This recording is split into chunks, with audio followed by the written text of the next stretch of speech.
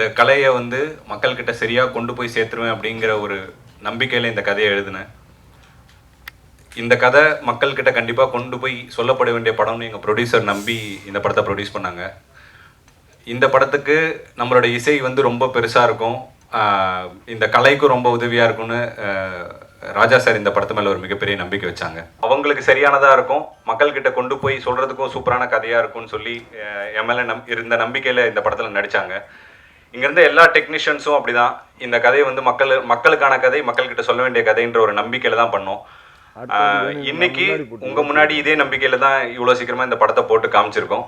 கண்டிப்பாக நீங்களும் மக்கள்கிட்ட கொண்டு போய் சேர்ப்பீங்க, மக்களும் கண்டிப்பாக இந்த படத்துக்கு வந்து எங்களுக்கு ஒரு பெரிய சப்போர்ட் கொடுப்பாங்கன்ற ஒரு மிகப்பெரிய நம்பிக்கையோடு நான் தேங்க்ஸ் சொல்லிக்கிறேன். தேங்க்யூ. நான் நடிக்க ஆரம்பித்து ஒரு 30 வருஷம் இருக்கும், 26 வருஷத்துக்கு மேலே ஆயிடுச்சு. டிவிலலாம் பண்ணிகிட்டு இருந்தேன். டிவியில் பண்ணாலுமே சினிமாவில் வரணும், சினிமாவில் பண்ணணுன்றது ஒரு பெரிய கனவாக இருந்தது.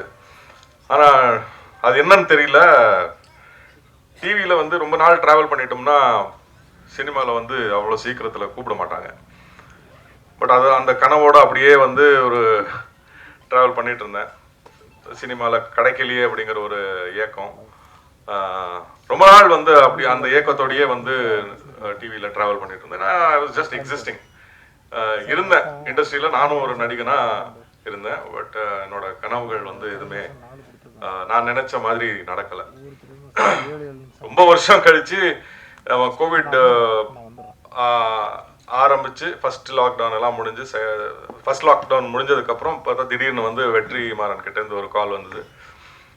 விடுதலையில் ஒரு ரோல் அப்படின்னு கூப்பிட்டாரு. போய் மீட் பண்ணதில் இவ்வளோ நல்ல ஒரு ரோலுங்கிறது அப்படி வரோன்றது எனக்கு உண்மையாகவே எனக்கு தெரியல. ஏன்னா சினிமாவில் அதுக்கு முன்னாடி வந்து பண்ணிக்கிட்டு இருந்தேன், ஒரு நாள் 2 நாள் 3 நாள் சின்ன சின்ன ரோலாக கிடைக்கும், அப்படியே பண்ணிகிட்டு இருந்தேன். பட் வெற்றிமாறன் வந்து அவ்வளோ பெரிய ஒரு ரோல் கொடுத்து, உண்மையாகவே அது வரும்போது நீங்கள் பார்த்துருப்பீங்க. ஸோ அதை தொடர்ந்து அடுத்த மிகப்பெரிய ரோல்னா பாரிக்கு தான் நான் தேங்க்ஸ் சொல்லணும். ஜமாலை நீங்கள் இப்போ தான் பார்த்தீங்க. இந்த மாதிரி ஒரு ரோல், அதாவது கிட்டத்தட்ட I mean it is author back ரோல்னே சொல்லலாம். எனக்காகவே எழுதின மாதிரி எனக்கு ஃபீல் ஆகுது. But thank you Pari. இத்தனை வருஷமாக எல்லா புது டைரக்டர்ஸையும் புது கலைஞர்களை நீங்கள் சப்போர்ட் பண்ணியிருக்கீங்க, வளர்த்து விட்ருக்கீங்க. அதே மாதிரி கிட்டத்தட்ட நானும் புதுசு தான், 30 வருஷமாக இருந்தாலுமே புதுசு மாதிரி தான். அதனால் எல்லாரையும், இங்கே இருக்கிற எல்லாரையும் வந்து சப்போர்ட் பண்ணணும் இதில். ஏன்னா டெக்னீஷியன்ஸ் அத்தனை பேரும் எல்லாமே புதுசு. First time director, first time cameraman, first time editor, அந்த மாதிரி எல்லாருமே புதுசு. ராஜா சார் மட்டும்தான் அவ்வளோ ஃப்ரெஷ், பழசு பட் அவ்வளோ ஃப்ரெஷ்ஷாக போட்டிருக்காரு. ஸோ இந்த படத்துக்கும் சப்போர்ட் பண்ணுங்க. நன்றி, வணக்கம். பாரிக்கும் ப்ரொடியூசருக்கும் நான் தெரிவிச்சுக்கிறேன். ஏன்னா அவங்க இல்லைன்னா இந்த படம் கிடையாது, அந்த கண்டிப்பாக நான் கிடையாது இந்த படத்தில். So big thanks to you all. இந்த படம் வந்து ஒரு பெரிய அனுபவம். படம் பார்த்துட்டீங்க, ஸோ ரிசல்ட் என்ன ஆக போகுதுன்றது இன்னொரு 3 டேஸில் தெரிஞ்சிடும். ஸோ ரொம்ப எக்ஸைட்டடாக இருக்கும், பாசிட்டிவாக இருக்கும். பட் இதில் வந்து நாங்கள் அனுபவம் தான் மிகப்பெரிய ஒரு விஷயமா இருக்கும் எங்களுக்கு எல்லாருக்குமே. லாட் ஆஃப் ஃபர்ஸ்ட் டைமர்ஸ் இருக்கும் அந்த படத்தில். அந்த 35-40 நாள் நாங்கள் ஷூட் பண்ணது, எப்படியெல்லாம் ஷூட் பண்ணோம், எந்த அளவுக்கு ஒன்றா இருந்தோம், எந்த அளவுக்கு வந்து வாழ்ந்தோம் அந்த இடத்துல அப்படின்றது தான் ஒரு ஐ திங்க் அதுதான் ரிஃப்ளெக்ட் ஆகுதுன்னு நினைக்கிறேன் ஒவ்வொரு ஃப்ரேம்லேயும். பாரியோடைய இமேஜஸ் அவ்வளோ கிளியராக இருந்தது. அவருக்கு என்ன வேணும் அப்படின்றது அவ்வளவு கிளாரிட்டியோடு இருந்தார். ஸோ அதனால் எங்களால் வந்து அந்த அளவுக்கு I think we were able to also deliver. So இந்த படம் பெரிய வெற்றியாக மாறணும் அப்படின்றது எங்கள் எல்லாருடைய நம்பிக்கையும் இருக்குது. அதை ஆக்குவீங்க அப்படின்றது உங்கள் கையில் இருக்குது. Thank you very much. நீங்கள் பெரிய ஆதரவு கொடுத்தீங்க, அந்த நம்பிக்கையில் நாங்கள் வந்து ஜமா நான் உங்ககிட்ட வந்து நாங்கள் இதை கொடுத்துருக்கோம். நீங்கள் கண்டிப்பாக வந்து ஆதரவு கொடுப்பீங்கன்னு நினைக்கிறேன். அதே மாதிரி சேத்தன் சார், தயாளன் சார், அம்மா அபிராமி, அப்புறம் இன்னொரு ஒரு வலுவாக வந்து பிக்சர் பாக்ஸ் எங்கள் கூட வந்து ஒன்றிணைஞ்சிருக்காங்க. அவங்களுக்கு பெரிய நன்றி. இது நன்றி விழாவாக நான் ஆகிட்டேன்னு நினைக்கிறேன். அதுக்கப்புறம் என்ன ஒரு பெரிய எக்ஸ்பீரியன்ஸ், எங்களுக்கு எல்லாமே ஒரு பெரிய எக்ஸ்பீரியன்ஸ்னால் ராஜா சார் வந்து கடைசியாக வந்து எங்களுக்கு கிடைச்ச ஒரு பெரிய தூணாக இருந்து நமக்கு நல்ல இசை அமைச்சிருக்கிறாருன்னு நினைக்கிறேன். நீங்கள் தான் வந்து சொல்லணும். Thank you so much. Thank you. Learn and teach ப்ரொடக்ஷனோட இது செகண்ட் ப்ரொடக்ஷன். இது ஃபஸ்ட்டு கூழாங்கல் பண்ணோம், ரெண்டாவது வந்து ஜமா பண்ணுறோம். ஸோ கூழாங்கலுக்கு வந்து நீங்கள் வந்து ஒரு அவுட்ஸ்டாண்டிங் சப்போர்ட் கொடுத்தீங்க. ஸோ அதே சப்போர்ட் நாங்கள் வந்து ஜமாவுக்கு எதிர்பார்க்குறோம். எங்களுக்கு இது வரைக்கும் பிஸ்னஸ் ஆகலை, கொஞ்சம் கஷ்டமாக தான் இருக்குது. பட் இருந்தாலும் இந்த மாதிரி படைப்பு, நல்ல கண்டென்ட்டு நம்ம எல்லாரும் தான் கொண்டு போய் இதை வந்து நம்ம ஆடியன்ஸ் கிட்ட போய் கொண்டு போய் சேர்க்கணும். ஸோ தயவுசெய்து உங்களோட சப்போர்ட் எங்களுக்கு கண்டிப்பாக தேவைப்படுது. ஸோ நம்ம எல்லாரும் எப்படியாவது வந்து ஆடியன்ஸை தியேட்டருக்கு வர வச்சிடணும். அதுதான் ஒரு நம்ம கடமையாக நினைக்கணும்னு நான் ஆசைப்பட்றேன். அண்ட் தென் வேறு எதுவும் சொல்கிறதுக்கு இல்லை. Thanks a lot. மாலா வந்துட்டு ஃபீமேல் லீடாக பண்ணியிருக்கிறது நினச்சி thank you so much producer sir for producing such a lovely film. And படத்தை வந்து இவ்வளோ சூப்பராக ப்ரொமோட் பண்ணுற நம்ம சுரேஷ் சந்திரா சாருக்கு ஒரு ஸ்பெஷல் தேங்க்ஸ். எனக்கு என்ன ஹாப்பியாக இருந்துச்சுன்னா, எப்போவுமே ஒரு படம் முடிஞ்சிட்டு நம்மளோட ப்ரெஸ் நண்பர்கள்லாம் வெளில வரும்போது எங்கிட்ட உரிமையாக சொல்லுவாங்க, ஏமா இவ்வளோ கேவலமாக பண்ணியிருக்கேன், ஏன் இப்படி பண்ணியிருக்கேன், நல்லா இருக்கு, ஓகே அப்படின்லாம் இருந்து சொல்லுவாங்க. ஆனால் இன்னைக்கு வந்து எனக்கு தெரியும் கொஞ்சம் பேர் ஆல்ரெடி நான் எப்போவே பார்ப்பேன், அவங்கெல்லாம் வந்து ரொம்ப ஃப்ரெண்ட்லியாக வந்துட்டு ரொம்ப சூப்பராக இருந்துச்சுமா, படம் நல்லா இருந்துன்னு சொல்லும் போது எனக்கு அவ்வளோ ஹாப்பியாக இருந்துச்சு. ஏன்னா அவங்க டெய்லி ஒரு 5-6 படம் பார்க்குறாங்க. ஸோ அவங்களோட கருத்தை வந்து ரொம்பவே நான் இம்பார்ட்டண்ட்டாக கருதுறேன். ஸோ ரொம்ப ரொம்ப நன்றி. எங்கள் படத்தை நல்லபடியாக கொண்டு போய் ஆடியன்ஸ்ட்டை ரீச் பண்ணி வைங்க. அண்ட் நான் நிறைய பேருக்கு தேங்க்ஸ் பண்ணுவேன் இந்த படத்தில். மெயினாக வந்துட்டு director sir Pari, such a good friend of mine. இப்போ ஆயிட்டார் அவர். அமேசிங்கான ஆக்டர். நான் வந்து ரொம்ப ரொம்ப ஹம்பிளாக ஃபீல் பண்ணுறேன் அவங்க முன்னாடி நடித்ததுக்கு. ஏன்னா அவ்வளோ கஷ்டமாக இருந்தது அவரோட ஆக்ட் பண்ணுறதுக்கு. ஏன்னா he knows what he wants. அவர் ஒரு ஆக்டராக இருக்கனால அவரை ஏமாற்ற முடியல. கண்ணு முன்னாடியே பார்த்துட்டு இருப்பாரா, உனக்கு எமோஷன் வரல, மறுபடியும் டேக் போ அப்படின்னுவாரு. ஸோ அந்த ஒரு விஷயம் ரொம்ப ஹாப்பியாக இருந்துச்சு. And Chetan sir and all my lovely co artist, அவங்க கொடுத்த அந்த ஒரு சப்போர்ட் அண்ட் அவங்களோட அந்த ஒரு கொலாபரேட்டிவான ஒர்க் வந்து ரொம்பவே ஹெல்ப்ஃபுல்லாக இருந்துச்சு. அண்ட் ராஜா சார், அஃப்கோர்ஸ் இந்த படம் ஜமா ராஜா சார் மியூசிக் அப்படின்னா சொல்லி நாங்களே வந்து வெளியில சொல்லுவோம், ஓ அப்படியா அப்படின்ட்டு எல்லாருமே வந்து கேட்பாங்க. ஸோ ராஜா சாருக்கு மிக மிக பெரிய நன்றி. அண்ட் நான் செம்ம கோவமா இருக்கேன் பாரு, நீங்க ராஜா சாரை பார்க்க கூட்டு போல. இப்போ நான் ஸ்டேஜ்ல சொல்றேன், என்ன கூட்டிட்டு போய் போட்டோ எடுக்க வைக்கணும் நீங்க பிஃபோர் ரிலீஸ், என்னையும் எங்க அப்பாவையும். மெயினா ராஜா சார் சொல்லும் போது ஏன் ஹாப்பியா இருந்துச்சுன்னா, அப்பா வந்து ரொம்ப பெரிய ராஜா சார் ஃபேன். ஸோ அவர் வந்து அன்னைக்கு சொல்லிட்டு இருந்தாரு, ஏன் நீ இருக்கும் முசரத்துக்கு சாங் ரிலீஸ் ஆகும்போது நான் அந்த டைம்ல இருக்கும் போது வந்துட்டு ரேவதி மேம் அமலா மேம்லாம் பார்க்கும்போது ஆஹா அப்படின்னு தோணும். இப்போ என் பொண்ணு வந்து ராஜா சார் மியூசிக்ல வரானோடனே ரொம்ப சந்தோஷமா இருக்குன்னு சொன்னாரு. எனக்கு அது ரொம்ப ஹாப்பியா இருந்துச்சு. அண்ட் மெயினாக வந்துட்டு கூத்து கலைஞர்கள், அவங்களுக்கு நன்றி சொல்லியே ஆகணும். அவங்க போட்ட எஃபர்ட் இந்த படத்துக்கு வந்துட்டு ரொம்பவே பெருசு. அவங்களோட ஆக்டிங்லாம் நான் பார்க்கும் போது நம்மளாம் ஒண்ணுமே பண்ணல அப்படின்னு மட்டும் எனக்கு நல்லா ரியலைஸ் ஆச்சு. ஏன்னா கேமரா முன்னாடி ஓகே கட், இன்னொரு வாட்டி போய்க்கலாம் அப்படின்னு சொல்றது ஈஸி.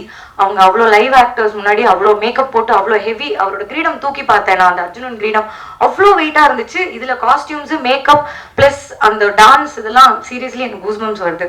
ஸோ அவங்களோட பெர்ஃபார்மன்ஸ், அவங்களோட சப்போர்ட்டுக்கு நான் ரொம்ப ரொம்ப வந்து நன்றி சொல்லிக்கிறேன். ப்ளீஸ் எங்க படத்தை தியேட்டர்ல போய் பாருங்க, ரொம்பவே நல்ல படம், சப்போர்ட் பண்ணுங்க. Thank you so much. தேங்க்யூ. பேச ஸ்டார்ட் பண்ணுறதுக்கு முன்னாடி 2 பேருக்கு ஒரு ரொம்ப பெரிய தேங்க்ஸ் ஒன்று சொல்லணும். எங்களோட main producer Sai Devanand sir குவைத்தில் இருக்காங்க. அவங்க தான் இந்த படத்தோட ஆரம்ப புள்ளி. அவருக்கு வந்து அவர் இந்த நேரத்தில் எங்களோட ஜாயின் பண்ண முடியல, பட் ஐ ரியலி தேங்க்யூ. அவரோட விஷன், அவரோட சப்போர்ட் வந்து இந்த படத்துக்கு ரொம்ப ரொம்ப முக்கியமாக இருந்தது. தென் அலெக்சாண்டர் சார், அவர் உள்ளே வந்ததுக்கப்புறம் இந்த படத்தோட டிமென்ஷனே பயங்கரமாக மாறிச்சு. டிஸ்ட்ரிபியூட்டர்ஸும் சரி, அவர் சார் சொன்ன மாதிரி எக்ஸிபிட்டர்ஸ்லாம் இந்த படத்துக்கு இன்ட்ரெஸ்ட் காட்டுறாங்க, நிறைய விஷயங்கள் சப்போர்ட் பண்ணுறாங்கன்னு சார் சொன்னப்போ வந்து ரொம்ப ரொம்ப சந்தோஷமாக இருந்தது. இதை இவ்வளோ ஒரு நல்ல இதுவாக எல்லாருக்கும் தெரிகிற மாதிரி கொண்டு வந்ததுக்கு I thank Alexander sir. And முக்கியமாக எங்களோட பிஆர்ஓ சுரேஷ் சந்திரா சார், அவரையுமே நான் கண்டிப்பாக தேங்க் பண்ணியே ஆகணும். ஏன்னா அவர் இல்லைனா இவ்வளோ பெரிய கவரேஜ் எங்களுக்குலாம் இருந்திருக்குமா அப்படிங்கிறது தெரியல. தென் உங்களோட கொஸ்டின்ஸ் எதனா இருந்தால் கேளுங்க. இல்லை, முன்னெல்லாம் வந்து தெருக்கூத்து அப்படின்னு சொல்லிட்டு இருப்பாங்க. இப்போ அது வந்து ஜமா அப்படின்னு நீங்கள் கொண்டு வந்து காமிச்சல எல்லாம் மேலோட்டம் தான் போவாங்க. ஸோ இந்த ஜமா ஆரம்பிக்கிறதுக்கு எந்த ஜமா கிட்டேருந்து கற்றுக்கிட்டீங்க? இந்த எத்தனை பேருக்கு எந்த ஜமா குருநாதரை வச்சு இவங்க கிளாஸ் எடுத்தீங்க? திருவண்ணாமலை மாவட்டத்தில் தான் சார் தெருக்கூத்து ரொம்ப பிரதானமாக இருக்கிறது. அங்கே வந்து கிட்டத்தட்ட டாப்பாக இருக்க தாங்கல் சேகர் கலைமாமணி அவார்டெலாம் விருதுலாம் வாங்கியிருக்காரு.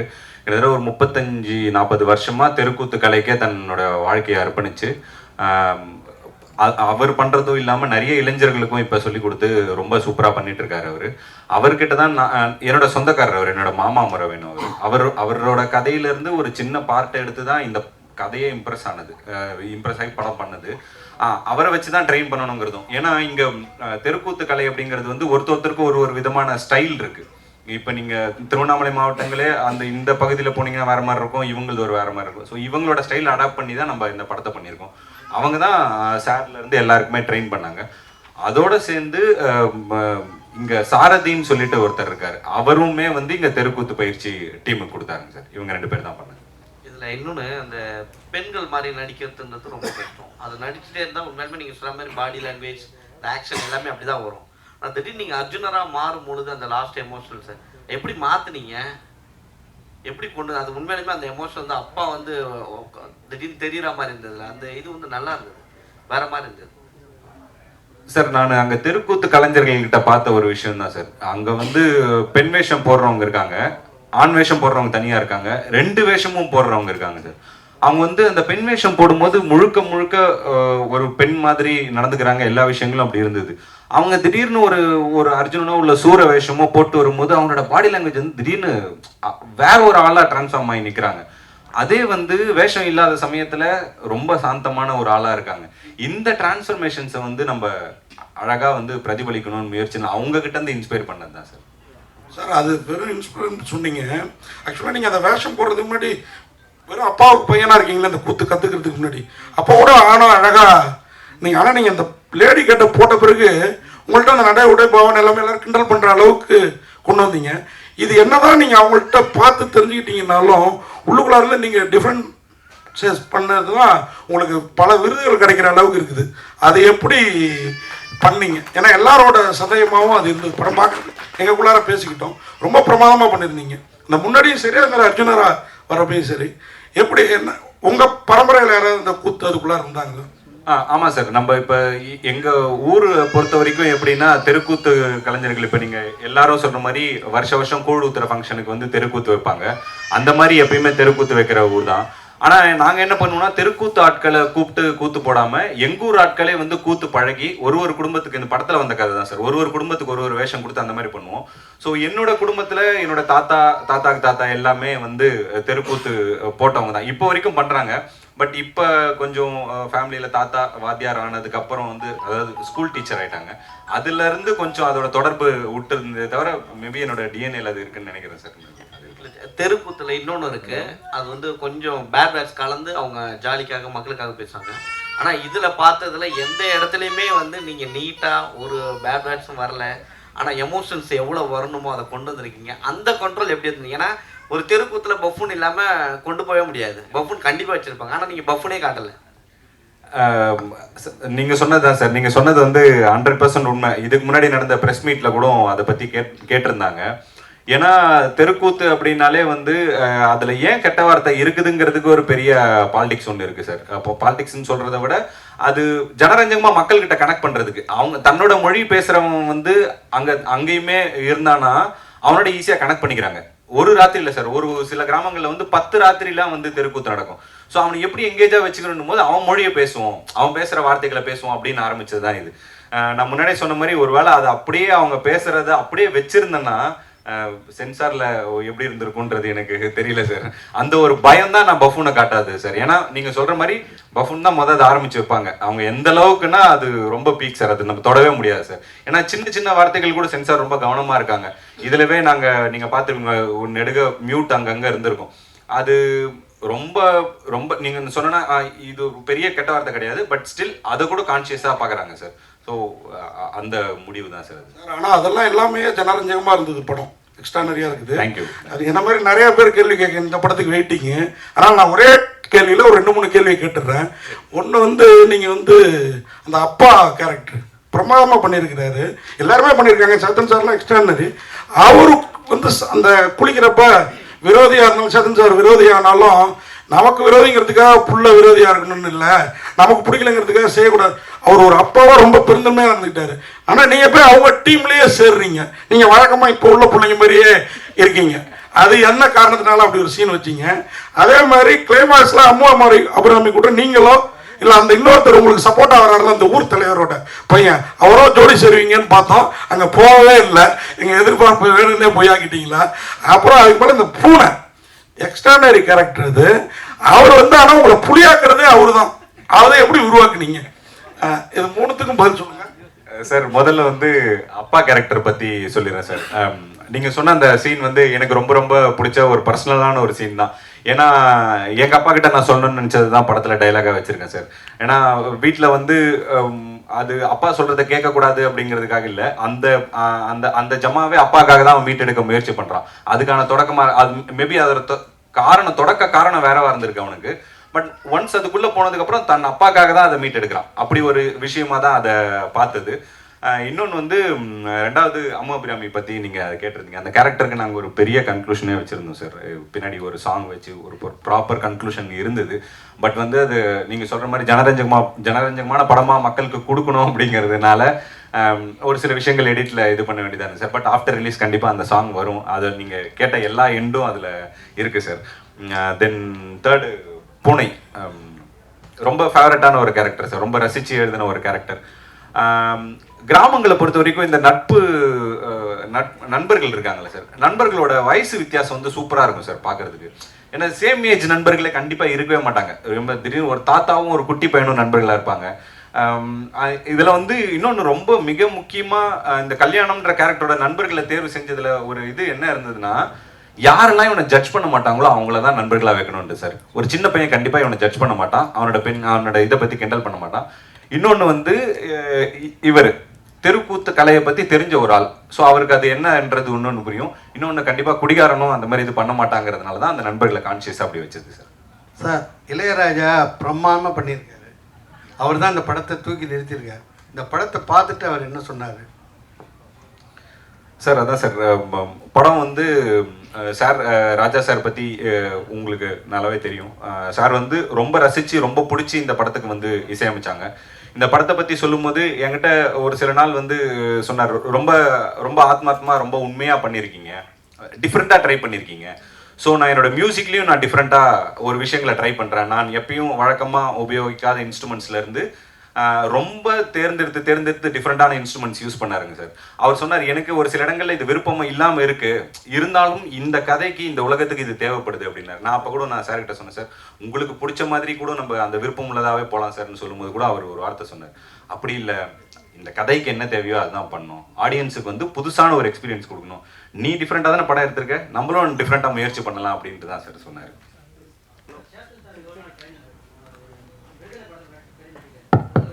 ஹலோ,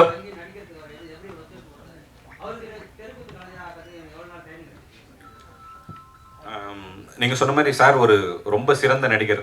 அவரை வந்து நம்ம ட்ரெயின் பண்ணணுன்ற அந்த அவசியமே இல்லாத அளவுக்கு அதான் அவர் வந்து விடாது கருப்புலேயே வந்து அந்த சாமி அந்த இதெல்லாம் போட்டதுனால அவருக்கு அந்த உடல் மொழி வந்து ரொம்ப ஈஸியாக வந்தது. நீங்கள் சொன்ன இந்த இது வந்து எங்களுக்குமே இருந்தது.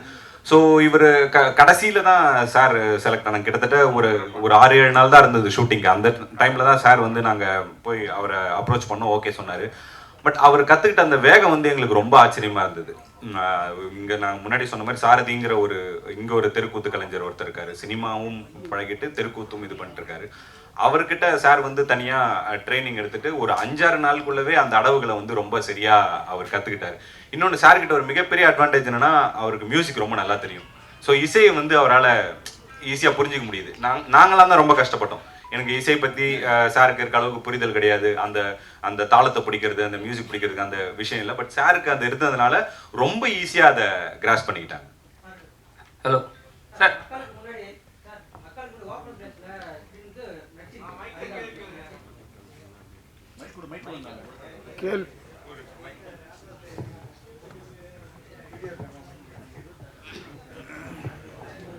முதல் முறையா ஒரு நடிகரா மக்களுக்கு முன்னாடி அதிகாரம் பூசி வந்து நடிச்சிருக்கீங்க. ஓப்பன் பிளேஸ்ல மக்களுக்கு முன்னாடி, அதாவது ஷெட்டு கூட நடிச்சிட்டு தான் ஸ்க்ரீனில் பார்ப்பாங்க. இப்போ நீங்கள் மக்களுக்கு முன்னாடி நடிச்சிருக்கீங்க. இவர் வந்து அந்த அர்ஜுனன் வேஷம் போட்டது அவர் அந்த பெண் வேஷம் போட்டு குந்தி வேஷம் போட்டு நடிக்கும்போது அந்த ஆடியன்ஸோட கண்ணீர்லாம் லைவாக காமிச்சிருந்தாங்க. அதை நீங்களும் பார்த்தீங்க, கண்ணு திறந்து பார்த்துட்டு க்ளோஸ் பண்ணும்போது நீங்கள் எப்படி ஃபீல் பண்ணீங்க அந்த நடிகர்? இப்போ மக்களுக்கு முன்னாடி நடிச்சது எப்படி இருந்தது உங்களுக்கு? அரிகாரம் பூசி நடிச்சது ஒரு நடிகராக நடிக்காமல் ஒரு தெருக்கூத்து கலைஞராக ஒரு கிராமத்தில் மக்கள் முன்னாடி நடிச்சது நீங்கள் எப்படி ஃபீல் பண்ணீங்க? இல்லை, எனக்கு மக்கள் முன்னாடி இந்த அரிதாரம் பூசிட்டு நடிக்கிறது அது பெரிய கஷ்டமாக கிடையாது. ஆனால் அந்த அரிதாரம் பூசிட்டு அந்த வேஷம் போட்டு அந்த கிரீடெல்லாம் வச்சுக்கிட்டு நடிக்கிறது தான் ரொம்ப சிரமமாக இருந்தது. அப்புறம் அது ஒரு நீங்கள் சொன்ன மாதிரி அது ஒரு வேற ஒரு கலை. நம்ம நடிக்கிறது வேற, தெருக்கூத்துங்கிறது கலை, அந்த ஆர்ட் ஃபார்மே வேற ஆர்ட் ஃபார்ம் இல்லையா? ஸோ அதை கற்றுக்கிட்டு அதுக்கேற்ற மாதிரி நடிக்கிறது தான் கஷ்டமாக இருந்தது ஒழிய மக்கள் முன்னாடி நடிக்கிறது அது ஒன்றும் புதுசு இல்லையே, 30 வருஷமாக பண்ணிட்டு இருக்கிறது தானே. இல்லை, இயக்குனர் சார், ஓப்பன் பிளேஸ்லேயும் நிறைய நடிச்சிருக்கோமே. இயக்குனர் சார், இந்த கதையை அதாவது இந்த கலையை வந்து எப்படி முதல் முறையாக அந்த படமாக்கணும்னு நினச்சிங்க? சார், நான் சொன்ன மாதிரி திருவண்ணாமலை மாவட்டத்தில் இருந்து வந்தவன் சார் நான். ஸோ சின்ன வயசுலேருந்து தெருக்கூத்து வந்து எங்கள் வாழ்வியலோட ஒரு அங்கமாக தான் இருக்குது. முக்கியமாக இந்த கதை எழுதுறதுக்கு மிகப்பெரிய இன்ஸ்பிரேஷனாக இருந்தது அந்த தெருக்கூத்தோட சவுண்டு சார். அந்த தாளம் அடிக்கிற அந்த நம்ம இங்கே ஜால்ரான்னு சொல்லுவோம், அந்த தாளம்னு சொல்லுவாங்க, அந்த தாளத்தோட சவுண்டு இருக்குல்ல சார், அது ரொம்ப சூப்பராக பயங்கரமாக இன்ஸ்பயர் பண்ணிச்சு சார். அந்த சவுண்டை நம்ம திரும்ப திரும்ப கேட்கும் போது நமக்குள்ளே ஏதோ ஒரு விஷயங்கள் பண்ணும். இந்த சவுண்டை வந்து மக்களுக்கு சொல்லும்போது புதுசாக இருக்கும். தியேட்ரிக்கலாக இந்த சவுண்டு வந்து படநெடுக வரணும், எல்லா இடத்துலையும் இது பரவி நிற்கணும், அது சீன்ஸே அதுக்குள்ளே இருந்தால் எப்படி இருக்கும், அந்த சவுண்ட் ரொம்ப புதுசாக இருக்குமே அப்படிங்கிற முயற்சி தான் சார் இது ஒரு ஆரம்பம். டேரக்டர் சார் இங்கே ரைட்டில் நீங்கள் வந்து ஒரு ஹீரோயினை வந்து செலக்ட் பண்ணும்போது அவங்ககிட்ட ஒரு கதை சொல்லியிருப்பீங்க. அவங்க ஹீரோயின் வந்து எப்படி பார்த்தாலும் ஒரு லெஜெண்டான இருக்க வந்து ஒரு ஹீரோ வந்து செலக்ட் பண்ணுவாங்க. அது இல்லாமல் வந்து என்ன சொல்லியிருப்பாங்கன்னா, எனக்கு இதுமாதிரி ஸ்டோரி தான் வேணும்னு கேட்டிருப்பாங்க. படத்துக்குள்ளே வந்த உடனே ஒரு பெண்ணாக நடிக்கிற ஒரு ஹீரோவை அவங்க லவ் பண்ணுற மாதிரி ஒரு சீன் இருக்குது. அவங்க கேட்டவுடனே அவங்க என்ன சொன்னாங்க, அவங்களோட ரியாக்ஷன் எப்படி இருந்தது? சார், இப்போ இந்த கதையை நான் வந்து இவங்க ஹீரோயின் கிட்ட சொல்றதுன்னு இல்லாமல் இந்த கதையை ஆரம்பத்தில் ப்ரொடியூசர் கிட்ட சொல்றதுலேருந்தே இந்த இது இருந்தது. இதை புரிஞ்சுப்பாங்களா, இவ்வளோ விஷயங்கள் நடக்குமா, இதை சரியா புரிஞ்சுப்பாங்களா அப்படிங்கிற ஒரு விஷயம் இருந்தது. ஆனால் எனக்கு ஒரு மிகப்பெரிய லக் என்ன இருந்ததுன்னா, எல்லாருமே இதை ரொம்ப சரியா புரிஞ்சுக்கிட்டாங்க. ஸ்டார்டிங் ஃப்ரம் த ப்ரொடியூசர்ல இருந்து உள்ள வந்த எல்லா நடிகர்களும் ரொம்ப மிகப்பெரிய புரிதல் இருக்க ஆட்களாக தான் இருந்தாங்க. ஸோ அதனால அவங்கள கன்வின்ஸ் பண்றது வந்து எனக்கு பெரிய கஷ்டமா இல்லை. அவங்க வந்து ரொம்ப எக்ஸைட் ஆனாங்க. எல்லாருமே புதுசா இருக்கு, அவங்களுக்குமே வந்து அவங்க எப்பயும் பண்றது இல்லாம புதுசா ஒரு சேலஞ்ச் வரும்போது அதை ரொம்ப ரசிச்சு பண்ணக்கூடிய ரொம்ப கதையோட புரிதல் இருக்க நடிகர்கள் தான் எனக்கு கிடைச்சாங்க. அது பெரிய லக்கா நினைக்கிறேன். டைரக்டர் சார், படத்தோட கிளைமேக்ஸ்ல அதாவது சினிமாவாக இருந்தாலும் சரி நாடகமாக இருந்தாலும் சரி கலைஞர்கள் தண்ணி அடிக்க மாட்டாங்க, தண்ணி அடிச்சு ஸ்டேஜ் வர மாட்டாங்க. ஆனா இங்க தண்ணி அடிச்சுட்டு நீங்க கூத்தாற மாதிரி காட்டுறீங்க, இது தப்பு இல்லையா? சார், அதான் சார், அவங்க ஒருத்தவங்களோட வாழ்வியலை வந்து பிரதிபலிக்கும் போது நான் நிறைய முலாம் பூசி காட்டக்கூடாதுன்றதுல ஒரு முடிவு இருந்தேன் சார். நான் பார்த்து அந்த மாதிரி இப்போ நான் தெருக்கூத்து கலைஞர்கள் இந்த கதையை பற்றி விசாரிக்கும் போது அவங்க என்கிட்ட முதல்ல சொன்னது வந்து, இது இப்போ தெருக்கூத்தில் வர்றதுக்கு இளைஞர்களுக்கு என்ன தயக்கமாக இருக்குதுங்க அப்படின்னு நான் வாத்தியார்கிட்ட ஒரு கேள்வி கேட்டேன். அப்போ என்கிட்ட சொன்னார், இல்லை அது எல்லாருக்கும் ஒரு பயம் இருக்குது, ஏன்னா தெருக்கூத்து கலைக்குள்ளே வரும்போதே வந்து குடிப்பழக்கத்துக்கு வந்து ரொம்ப ஈஸியாக அடிமையாயிடுறாங்க.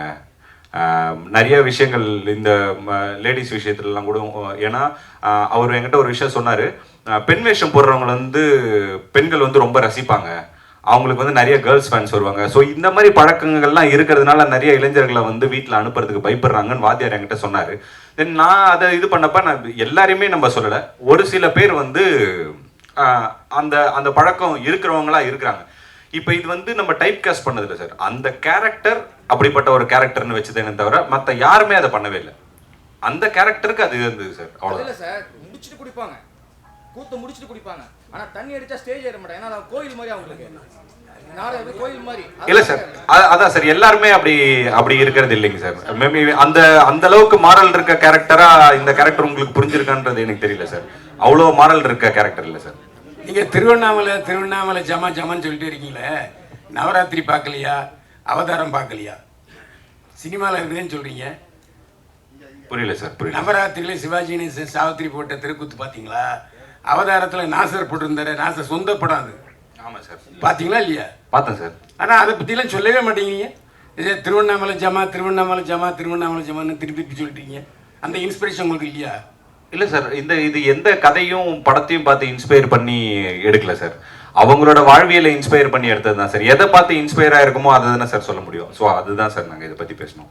சேத்தன் சார், தேவதர்ஷினி மேடமும் சிறந்த நடிகை, இப்போ உங்கள் பொண்ணும் ஹீரோயின் ஆகிட்டாங்க. அவங்க இந்த குந்தி கெட்டப்பு இந்த மாதிரி தெருக்கூத்துலாம் பார்த்து என்ன சொன்னாங்க, என்ன கமெண்ட் அடிச்சாங்க? அவங்க முதல்ல இந்த படத்தை பார்த்துட்டு ஒய்ஃபு பொண்ணு 2 பேரும் வந்து அழுதுட்டாங்க. அவ்வளோ ஒரு இமோஷ்னலாக ஃபீல் பண்ணாங்க. ரொம்ப பிடிச்சிருக்கு அவங்களுக்கு.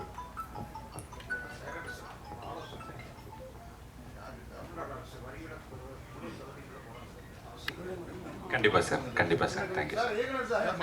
மிக்க நன்றி.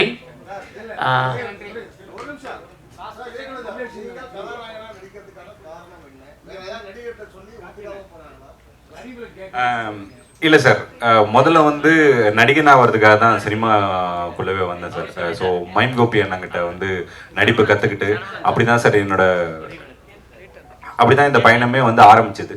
ஸோ ஒரு 10 வருஷமாக சின்ன சின்ன வேஷங்கள் நிறையா நடிச்சிருக்கேன் சார். ஸோ முதல்ல வந்து அப்படி பெரிய ரோல் எதுவும் பிரேக் த்ரூ ரோல் நமக்கு கிடைக்கலன்னும் போது நமக்காக நம்ம ஒன்று எழுதணும் அப்படின்னு ஆசைப்பட்டு எழுதுனது தான் சார் இது. அப்படி எழுதும் போது இன்னும் நம்மளோட ஸ்ட்ராங்கஸ்டான ஒரு இதுலேருந்து எழுதுவோன்ட்டு தான் தெருக்கூத்து பற்றி பண்ணது சார். அதுதான் சார், வேறு யாருமே அப்ரோச் பண்ணல சார். Thank you sir. தெருக்கூத்து கலைஞர்களுக்கு கலைமாமணி விருதுலாம் அரசாங்கம் கொடுக்குது. இந்த படம் வந்து வரி விலக்கு பற்றிச்சுன்னா உங்களுக்கு கொஞ்சம் லாபமாக இருக்கும். ஏன்னா ப்ரொடியூசர் மட்டும்தான் அழுதாரு, இன்னும் இவங்க ஏரியாவே போகலன்னு. மற்றவங்கெல்லாம் சிரிச்சுக்கிட்டு இருக்கீங்க, அவர் பாருங்க. சார் நீங்க நல்லபடியா எழுதுங்க சார். படம் ரிலீஸ் ஆனதுக்கு அப்புறம் கண்டிப்பா சிரிப்பாருங்க சார். இல்ல நீங்க அவரை சிரிக்க வைக்கிறது உங்க கையில இருக்கு சார். இல்ல வரி விலக்கு கொடுக்கறதுக்கு அரசாங்கத்திட்ட பேசுனீங்களா, இல்ல அமைச்சரை கூட்டி வந்து காமிச்சிங்களா? ஏன்னா இப்ப விளையாட்டுத்துறை அமைச்சர் வந்து இங்க இருந்து போயிருக்காரு. இது வரைக்கும் இந்த அரசாங்கத்துல ஒரு படத்துக்கு கூட வரி விலக்கு கொடுக்கல. இந்த படத்துக்கு கொடுக்கறதுக்கான வாய்ப்பு அதிகம் இருக்கிறதுனால கேட்குறேன். கண்டிப்பா பண்றோம் sir. Thanks for the information sir. பெண் வேஷம் போடுறவங்களுக்கு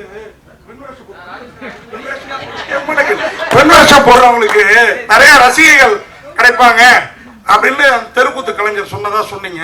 நீங்க படத்துல பெண் வேஷம் நிறைய போட்டிருக்கீங்க, அதுதான் பிளானா? இந்த படத்துக்கு அப்புறம் நிறைய ரசிகைகள் கிடைப்பாங்களா சார்? அவரோட வைஃப் வந்திருக்காங்க. எதுக்கு இது சார்? நீங்க இங்கேயே அவருக்கு வில்லன் ஆயிட்டீங்க சார்.